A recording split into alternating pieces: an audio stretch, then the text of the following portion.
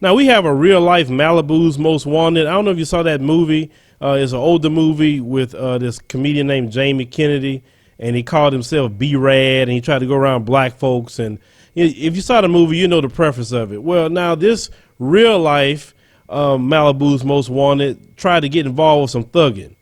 He drove the car to and from the crime scene. They had two black gang members with him, killed another black young man. But I want you to see what happens in the verdict and what they state with the whole situation with this guy. And you're going to know this is completely foul all the way around. I'm just happy to be free. I'm happy this is over with.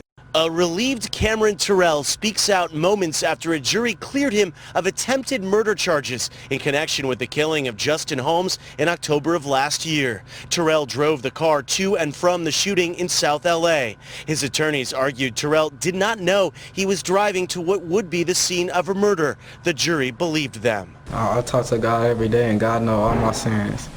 So I don't have to explain myself to anyone. God knows what really happened that day, and God knows what was in my head that day. So Cameras were not allowed in the courtroom when the verdict was read. Family members of the victim, Justin Holmes, were inside but left without comment. Meanwhile, two black juveniles are awaiting trial for the killing and remain locked up. Community activist Melvin Farmer says issues of race and wealth helped save Terrell from serving time. Terrell is from Palos Verdes Estates. His family paid his $5 million bail and legal bills. Two black juveniles are probably facing a life sentence to where an adult took them to do something where he should have been held responsible just as much. Before leaving court, Terrell had this message for the Holmes family. rest in peace, Justin Holmes.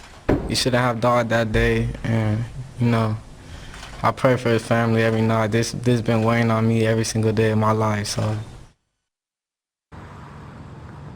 And now that Cameron Terrell is free, he is going to go on to college, according to his attorney, and become a lawyer.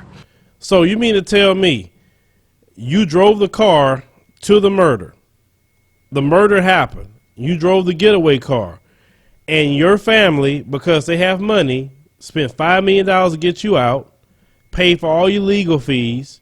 He had an attempted murder charge on him, okay, as being the driver. What person you know has ever walked away for being a driver?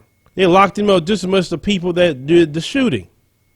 But if your family has money and also white as well, that's definitely a big plus for you in the criminal justice system, then you get off. I mean, but see, I already know the mentality of that jury. Oh, those black guys just confused him and they tricked him. Look at him. I mean, look at him. I mean, no, those guys are just thugs. I mean, that's what they do. They kill who cares? But you can't ruin his life. I mean, come on. He's never had any problems. We don't want him in there with a bunch of thugs. He's not a criminal. It's just a mistake. And let's acquit him. I mean, look at him. Look at his eyes and look at his little hair. And come on, how would he do anything wrong? And he gets off. Now, I guarantee you, the black dudes, when they go to court, they're not going to hear that. They say, lock him up. Throw away the key. That's it. I know this was going to happen because the criminal justice system is meant to lock up black people. It's not really meant to lock them up. This guy should be in jail just like anyone else. They have done the exact same thing. I have not known one case where a driver can get off when he drove to the murder and from the murder. Okay, let's say he didn't know what was going down, but you drove away from it.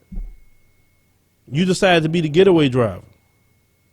And you've been involved with them dudes way before. It's not like they just met you one day and then all of a sudden they say, hey, let's go over here and do this. No, you've been hanging out with them. But rest assured, this is a case of classism as well and extreme white privilege.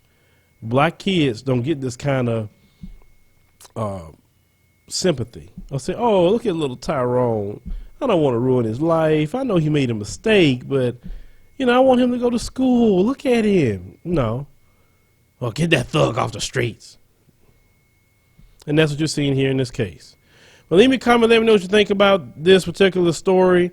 And ladies and gentlemen, in the comments, do you think the black kids are going to get off on this murder?